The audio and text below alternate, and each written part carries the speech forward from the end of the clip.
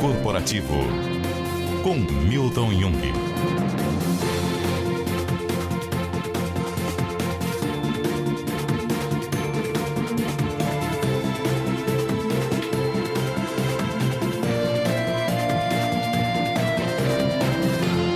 Olá, tudo bem com você? Seja muito bem-vindo a mais um capítulo do Mundo Corporativo, que hoje se dedica a falar sobre liderança, o papel do líder na inovação.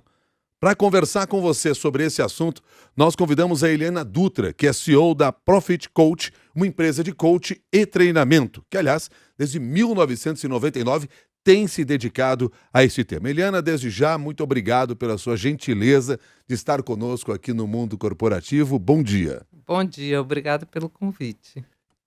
Helena Dutra, qual a importância do líder hoje dentro das empresas? Porque eu nunca ouvi se falar tanto dessa palavra líder, a necessidade do líder para todas as funções. Ele virou uma espécie de super-herói dentro da empresa?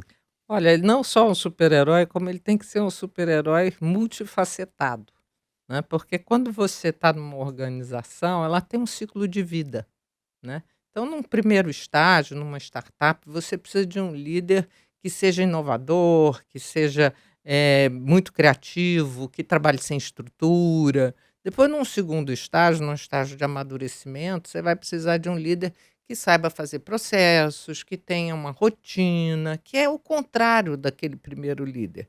Então, ele tem que se transformar, muito difícil, né? Por isso que muitas empresas não passam dos 7 anos, né? A gente diz, o empresário cria a empresa dura 7 anos e a empresa morre. Por quê? Ele precisa de outras características, ele precisa de outras competências que ele não tem e que ele teve como fundador, mas ele não tem para manter a empresa dando lucro. Então a empresa vai à falência e ele abre outra empresa. E nós, como seres humanos, temos essa capacidade de nos readaptarmos a cada ciclo da empresa? Alguma capacidade a gente tem, mas a gente não consegue se transformar completamente. Então, por exemplo, eu tive um cliente de coaching que ele foi promovido para a área de inovação. E ele era uma pessoa muito estruturada. Então, ele não conseguiu fazer a mudança, porque ele teria que mudar de personalidade, e personalidade não se muda, né? Então, você pode criar competências, mas você não muda a personalidade de uma pessoa. Personalidade é algo que ela nasceu com e ela vai morrer com aquela personalidade. Essa mudança ou este amadurecimento, a gente pode falar, das empresas, dentro desse ciclo de vida a qual você se referiu, ela tem acontecido numa velocidade maior hoje em dia do que no passado, ou o ritmo é o mesmo? Depende mais do negócio do que da modernidade. Se você está com uma fábrica, se você tem uma siderúrgica, ela vai levar mais tempo para entrar na fase de amadurecimento, né? Se você tem uma, uma empresa de hambúrguer, vai ser mais rápido, né? Então é muito mais o tipo de empresa, o tipo de negócio, do que o clima, esse mundo VUCA que a gente diz, né? Que é volátil, que não para, de mudança. Agora, fala-se muito também da necessidade de empresas ágeis. E aí, empresas ágeis exigem líderes ágeis. A agilidade passa por essa adaptação? Eu acho que passa por essa adaptação, passa também por uma nova forma de lidar com os problemas. A gente tinha sei lá, anos 60, 70, 80, você tinha uma filosofia de que as coisas, por exemplo, um sistema, ele tinha que ficar pronto para você implantar. Hoje em dia não, você vai implantando à medida que cada segmento do sistema está pronto e vai remodelando o que já implantou e corrigindo os erros e fazendo tudo ao mesmo tempo. Isso é ágil. Porque ficava 10 anos construindo um sistema e quando implantava estava cheio de erro. Então, mudou a filosofia, né? E aí o líder precisa estar preparado também para essa agilidade. Preparado para essa agilidade, preparado para aceitar erro, preparado para lidar com erro, né? E o que é barreira para a gente entender o erro do outro, principalmente quando o erro é do outro?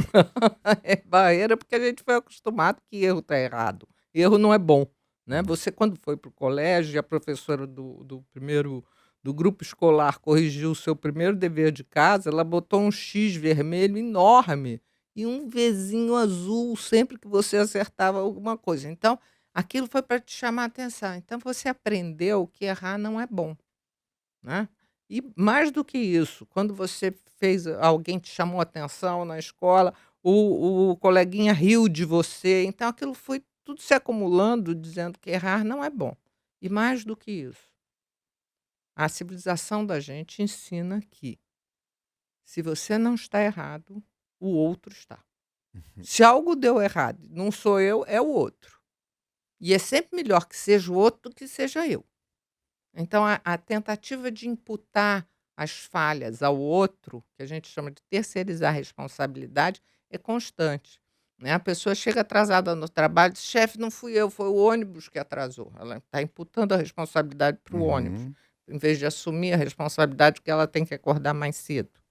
uhum. Então isso é do ser humano. A gente se coloca como vítima, coloca o erro no outro e decide que é melhor continuar como vítima. O que o coaching faz é ajudar você a sair desse papel de vítima, porque quando você está no papel de vítima, você não tem poder, você não consegue se transformar. Quando você assume que a responsabilidade é sua, você consegue se transformar e evitar o erro seu e do outro. E aí, independentemente se você tem o cargo de liderança diante de um grupo, ou se você seja um colaborador ou esteja aí neste mercado em busca de alguma colocação. Sair Exatamente. da posição de vítima é o caminho. É o caminho. Qual é a minha responsabilidade aqui? O que que eu posso assumir como meu? E aí, dentro disso que você pode assumir como seu, você cria poder. Porque enquanto o ônibus que atrasou, eu não posso fazer nada. Na hora que eu digo: "Eu posso acordar mais cedo", eu posso fazer alguma coisa, sou eu que vou acordar mais cedo. Eu posso não gostar da minha decisão de acordar mais cedo, mas ela me deu poder. E onde é que está essa chavezinha que você, como profissional na área de coach, tem que mexer lá dentro da cabeça da pessoa para a gente passar a compreender isso e compreender, inclusive, a nossa incapacidade de resolver todos os problemas? Olha, não tem uma chavezinha, né, não o ser humano não é uma Uhum. máquina que você aperta um botão. O que a gente trabalha é feedback, a gente trabalha perguntas poderosas, né. Então a pessoa chega e diz: "Ah, desculpe, cheguei atrasado outra vez, mas foi meu chefe que me chamou e eu não pude vir na sessão". Então você diz: "Tá, e a sua responsabilidade, qual é? O que que você deseja? Qual é a seu o que que é mais importante para você? É chegar na Uhum. hora, é atender seu chefe?" E vamos conversar sobre isso, né, a conversa que cria consciência. Vamos pegar a origem aqui da nossa conversa, que era combinar essa ideia de ser líder e inovador. Hoje, há uma demanda muito forte nas empresas, de uma maneira geral, pela inovação, que pode ser no produto, no serviço ou nos processos. O que se exige de um líder para ele ser realmente inovador ou promover a inovação dentro do seu ambiente de trabalho? Primeira coisa é ele criar autoconsciência, começar a aprender mais sobre ele mesmo, né. Todos nós temos gatilhos internos, né. O que que são esses gatilhos? É, por exemplo, você conheceu um garoto na sua escola que chamava João e que implicava com você. Então toda vez que você encontra um João, você tem uma certa antipatia. Você não sabe por quê, essa antipatia fica inconsciente, né. Então você se conhecer é importante para você ser um líder bom, não precisa nem ser um líder inovador, só ser um bom líder Uhum. você já precisa se conhecer. Para ser um líder inovador, você tem que promover a inovação dentro da equipe. Para você promover a inovação dentro da equipe, você precisa conhecer os seus gatilhos, os seus preconceitos, né. A gente tem estudos mostrando que, por exemplo, empreendedoras, quando vão buscar financiamento, elas recebem perguntas negativas. Os rapazes recebem perguntas positivas. Quer dizer, quando o investidor vai conversar com essa pessoa, questioná-la sobre a ação que ela vai fazer, a pergunta para a mulher é negativa. Para o homem, ela é positiva. Para a mulher, é o que pode dar errado, para o homem, é como vai dar certo. Isso. Quanto lucro você está esperando ter? Para a mulher é como que você vai evitar os prejuízos? Então, esse viés, né? Então, você, como líder, como investidor, como CEO, você tem que conhecer os seus vieses, os seus preconceitos, para você não se deixar limitar. Porque a inovação, ela é sempre disruptiva. Ela sempre vai te causar um desconforto. Então, você tem que olhar esse desconforto e perceber se ele é um desconforto só porque ele é inovação ou ele é um desconforto que está levando você é, é, porque está anexado a algum preconceito seu. Quando nós falamos aqui, falamos do autoconhecimento. Próximo passo para a gente pensar nesse líder inovador. Qual é?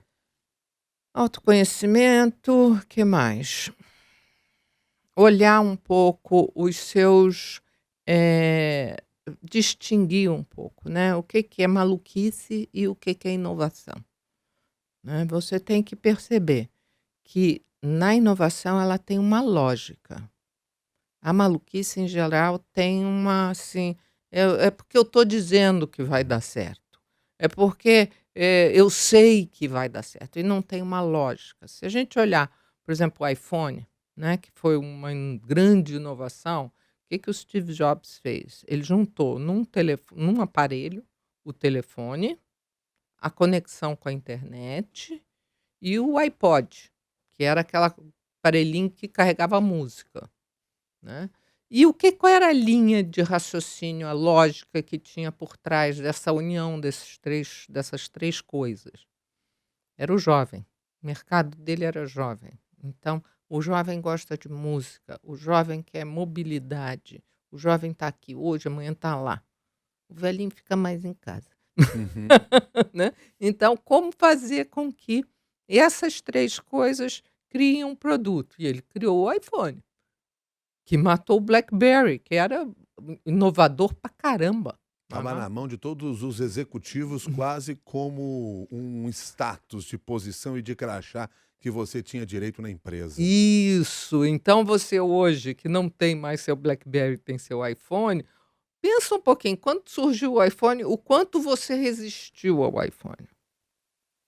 E essa resistência é normal, porque nós somos, intrinsecamente, seres humanos são conservadores. Nós somos conservadores, vamos dizer assim, por nascença. Dito isso, como é que eu quebro esse conservadorismo se eu quero ser inovador? Eu posso ser um inovador conservador? Uau! Essa eu não sei. Provavelmente não. Provavelmente não. Eu acho que você pode ser conservador em algumas coisas e inovador e abrir-se para a inovação. Eu vou fazer eu vou ouvir uma apresentação, vai entrar aqui 3 jovens, vão apresentar 3 novos processos para a gente adotar aqui na empresa, e eu agora sou uma pessoa conservador, que gosta de andar de terno, que tem eu vou abrir a minha mente voluntariamente para me despir dos meus preconceitos, prestar atenção nos meus gatilhos e começar a olhar aquilo de uma forma para aceitar aquilo, né? Vamos ver o que tem aí de curiosidade. Eu vou olhar essa inovação com um olhar mais, vou dizer uma coisa meio polêmica, mas vou olhar com um olhar mais de criança, né? E tem uma história que eu acho ótima, que o menino, a mãe disse para o menino, vamos na loja, porque a gente tem que comprar roupa. E o menino, compra na internet, mãe. Não, porque precisa experimentar. Aí foi na loja com o menino disse, mãe, se a gente vem aqui na loja só para experimentar, por que a cabine para experimentar é tão ruim? É um olhar inovador, né? O olhar da criança é disruptivo, né? Olhou a prateleira de calças e disse, por que eu que sou pequeno tenho que ficar pulando para pegar a calça lá em cima e o meu irmão que é grande tem que se agachar para pegar a calça grande embaixo? Por que que não é o contrário? Uhum. Né? Porque isso é o olhar inovador. Então, assumir, a pessoa conservadora, ela pode assumir, eu vou assumir um olhar de criança, vou olhar isso com uma pureza de deixar a inovação entrar. Você se referiu agora, por exemplo, você usou como exemplo, quer dizer, o líder recebendo 3 jovens, porque se deixar o natural, ele vai olhar assim, o que que essa meninada, o que que essa gurizada vai ter para me ensinar? Eu já estou tanto tempo aqui nesse trabalho, com toda a experiência que eu tenho, e talvez você vá perder uma grande oportunidade ao pensar dessa maneira, porque mesmo que você sente diante dele, você não estará ouvindo o que eles estarão falando. Isso. E tem mais. Eu aqui já mostrei um viés meu. Por que que eu disse você vai entrar na frente de 3 jovens? Por que que eu não disse 3 velhinhos inovadores? Eu já tenho um viés também. Todos nós temos. A gente tem que prestar atenção quando que a gente demonstra o viés da gente. Miro Mota, nosso ouvinte, está aqui no Facebook e diz assim no seu comentário: antes de mais nada, um bom líder precisa ser humilde e valorizar a sua equipe de trabalho. Sem isso, ele está fadado ao isolamento corporativo. Isolamento corporativo é um mal que muitos líderes enfrentam no seu dia a dia? Eu costumo dizer que um líder sem seguidores é só um sujeito dando um passeio, né?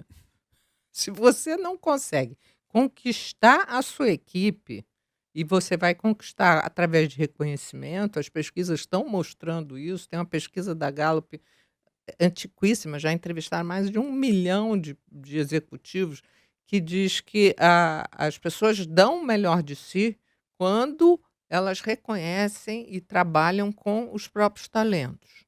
Então, se o chefe ignora, é muito provável que o funcionário ligue o botão do dane-se, né?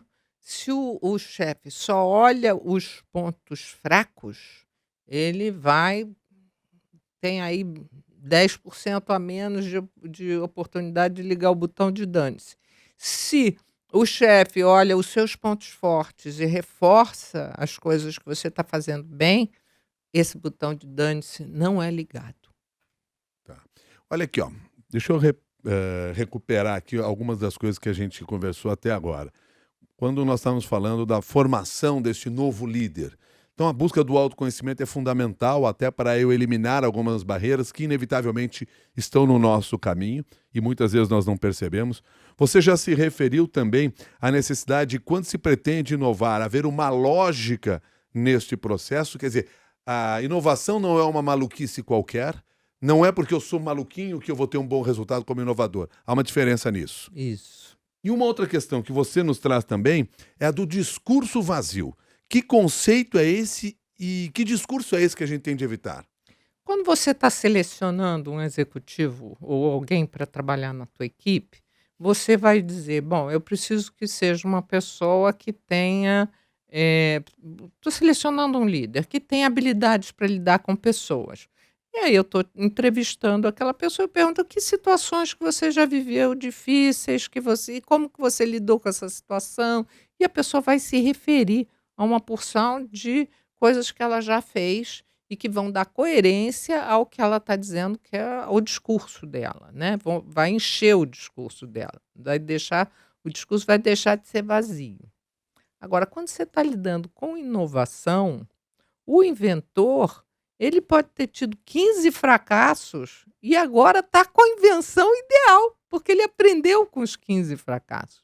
Então, o critério de você escolher um líder que tem consistência, que tem um discurso coerente, é um. Se você vai escolher uma inovação, pode ser outro. Você pode precisar do discurso vazio. Ele dizer que sabe fazer, ele dizer a lógica do que ele quer fazer, da inovação, ele te mostrar um raciocínio lógico e você olhar para o passado dele e só ter fracasso. Uhum. E ele ser um grande inovador. E ele pode ser um grande inovador. Pode Tá. ser. A Luciana diz assim, a pessoa nasce líder ou se transforma por algum motivo ou por treinamento? A Luciana Bertoli Alves, que é nossa ouvinte. Olha, antigamente a gente dizia que a pessoa nascia líder, assim, na escola, né? Dizia, ele vai ser um líder, porque ele era mandão. né? Ou ele ou ela, né? Já é a pessoa que gostava de mandar, então já dizia que hoje em dia o perfil do líder não é o mandão, o autoritário, aquele que diz o que fazer, né? O líder hoje é uma pessoa que precisa ter visão, precisa ter capacidade de engajar as pessoas.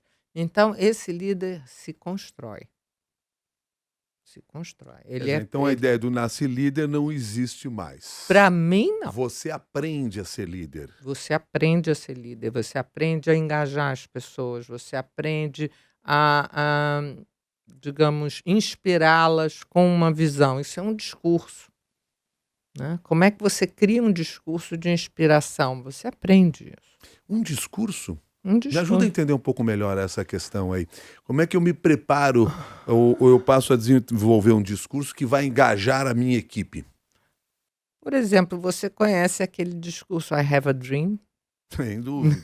Ele é né? totalmente inspirador. Ele é inspirador. E baseado, claramente baseado em algo muito genuíno. Um Isso. desejo muito genuíno. Então, para você construir um discurso inspirador, você tem que ter uma base muito genuína, você tem que acreditar naquilo, né? Você tem que falar com o que os outros acreditam também. Quando ele diz I have a dream, ele está falando e depois ele segue. Eu quero ver esse país, ele está se referindo aos Estados Unidos, com os negros participando da sociedade. Eu não tenho discurso de cor, mas todo mundo quer ver aquilo. Todo mundo quer ver justiça, né? Então, isso fala no coração das pessoas. Então, você, na hora que você vai criar uma visão, você tem que, junto com essa visão, criar um discurso que inspire, que engaje as pessoas. É, O líder mandão não tem mais espaço? Tem. Ainda tem? Tem, dependendo do negócio tem. Se você estiver no exército, na marinha, estiver em meio de uma guerra, você tem que mandar, você tem que dizer, gente, agora vamos subir aquela montanha e pegar aqueles alemães. Mas essa guerra pode ser uma metáfora o que eu estou enfrentando numa empresa, por exemplo. Há determinado momento em que a própria equipe busca essa palavra decisiva. Há momentos em que você tem situações de emergência e que alguém tem que tomar, digamos assim, a direção, porque é imediato. Agora, aqui, a gente está nesse estúdio, começou a pegar fogo, né? Alguém tem que dizer, para lá, né? Alguém tem que dizer, a escada está ali, vamos todos para lá. Você não pode ficar aqui, vamos pensar qual é a melhor forma de fugir do incêndio. Não tem, alguém tem que dar a diretriz, né? Então, nas organizações, você tem momentos em que há necessidade disso. Eu fiz uma entrevista com uma senhora, que ela é dona de uma pousada em Araras, lá no Rio de Janeiro. Correias, não é Araras, não, Correias. Ela tem quase 90 anos e ela conduz um hotelzinho com uma coisa maravilhosa. Você chega lá, você se sente em casa, o clima super bom. E eu fiz uma entrevista para ela, perguntei, como é que você conseguiu isso? E ela disse, quando eu contrato as pessoas, eu digo para elas que tem duas situações. Tem as situações que a gente vai conversar para ver qual é a melhor solução. E tem as situações que eu vou dizer, a panela está pegando fogo agora, tira, já! Né? E na liderança você tem isso o tempo todo, né? Agora, o jovem, a nova geração, ela não está mais aceitando aquela coisa, manda quem pode, obedece quem tem juízo. Isso já vem da escola, já vem das famílias. Então, você vai ter que engajar essas pessoas. Não adianta você dizer, eu te contratei, agora você me obedece, porque as pessoas não vão obedecer. E as empresas que têm lideranças que são capazes de tornar essa conversa mais saudável, um diálogo mais aberto, ouvindo todas as partes, certamente conseguem engajar mais essas equipes. Isso é comprovado ou isso é só um sonho de um trabalhador que não quer ter um chefe mandão? Não, é comprovado. A gente tem. O que aconteceu no mundo dos negócios, Milton? Tudo virou commodity. Você entra, uma geladeira é igual a outra geladeira, um carro é igual a outro carro, um sedã é igual a outro sedã. Então é tudo igual. Então o que muda? O serviço, as pessoas. Então as Decisões que eram tomadas na cúpula, hoje em dia estão no balcão. Então, se você não engaja as pessoas para elas terem a mesma filosofia que você tem como empreendedor, ou como CEO, ou como líder, as pessoas vão decidir coisas que não é o que você quer que elas decidam. E elas vão decidir, porque a decisão está no balcão, você como cliente não vai mais esperar, né? 20 anos atrás, você entrava numa loja e dizia: "Ó, esse liquidificador está com defeito". A pessoa dizia: "Deixa ele aqui, a gente vai examinar, volta daqui a uma semana". Hoje em dia, você entra na loja e diz: "Comprei um liquidificador que está com defeito", eles te dizem: "Pega outro ali". Não tem mais esse tempo. Então a decisão, essa coisa da gestão participativa, colaborativa, ela não veio só porque ela é bonitinha, ela veio porque ela é necessária para o negócio. Isso não elimina, no momento de emergência, alguém dizer: "É para lá". Uhum. Na mesma linha de pensamento de uma das nossas ouvintes agora há pouco, quando perguntou se as pessoas nascem líder, o João Carlos pergunta aqui para mim o seguinte: existe um perfil ideal de líder? E quando a gente fala em perfil, isso se confunde com personalidade? Olha, existe um perfil ideal de líder dependendo da fase, a gente volta lá no começo da entrevista, dependendo da fase que a organização está, né, do negócio. Você dentro do negócio, você tem 4 fases muito nítidas: startup, amadurecimento, necessidade de reforma e necessidade de revolução. Tem que começar tudo de novo, né. Então, em cada uma dessas fases, o perfil vai ser diferente. Nessa última fase, quando você tem que fazer uma revolução na organização, você chega mais perto do líder menos, colaborativo, mais porque aí é uma necessidade de emergência. E esse perfil, às vezes, se confunde com a personalidade, sim. Porque se eu tenho uma personalidade, mais introvertida, eu preciso de mais tempo para pensar, eu sou uma pessoa mais reflexiva, eu talvez não trabalhe bem num perfil que precisa de coisas muito rápidas, né. Eu vou ter que eu talvez consiga trabalhar bem, mas eu vou sofrer mais. Tá certo. Olha aqui, deixa eu trazer o comentário do José Silva, porque ele está muito relacionado ao que a gente já conversou aqui. Diz o seguinte: o líder é aquela pessoa que é capaz de inspirar outras pessoas, a fim de que estas possam fazer por si mesmas muito mais do que fariam se estivessem sozinhas. Se você não sabe como inspirar pessoas, ele até recomenda aqui a leitura do artigo Princípio Básico da Liderança antes de inspirar outras pessoas. Pelo visto, é antes de inspirar outras pessoas, inspire a si mesmo a ser líder. É por aí? É por aí, é como é o I have a dream, né. Eu tenho um sonho de ver a América sem preconceito, né. Então é ele primeiro se inspirou. Você não vai criar uma inspiração, você não vai conquistar ninguém se você com uma ideia que você não acredita. Isso eu não é como você entrar numa fantasia de que você vai conseguir conquistar pessoas com mentiras que você não acredita. Você pode conquistar com mentiras, mas são mentiras que você acredita. Tá certo. Helena, para fechar aqui essa nossa conversa, vamos pensar aí no profissional que está nos acompanhando aqui no mundo corporativo e diz o seguinte: eu estou querendo entrar esse ano de 2020 aí com num novo caminho, numa nova carreira, quem sabe assumir um posto de liderança. Tudo começa pelo autoconhecimento? Ah, eu acredito que sim. Eu acredito que sim. Você tem que se preparar, claro, se você quer ser um líder, você vai ter que fazer algumas entender de planejamento, você vai ter que entender de estratégia, você vai ter talvez fazer um MBA. Tá, ótimo, mas se você não se conhece, dificilmente você vai conseguir um posto de liderança e mantê-lo, porque você pode até conseguir, mas você não mantém. E para não ficar devendo aqui para os nossos ouvintes, o José Aparecido Rosa faz a seguinte questão: gostaria de saber da Eliane por que os colaboradores, aqueles chamados bonzinhos, dificilmente são promovidos a cargos de líderes nas organizações sejam elas grandes ou pequenas. Primeiro, não sei se essa é uma realidade que você realmente encontra, mas deve ser a realidade Dele. que ele percebe no seu É. dia a dia, Eliana. Quer dizer, o que pode acontecer aí? Será que o bonzinho demais não serve para ser líder?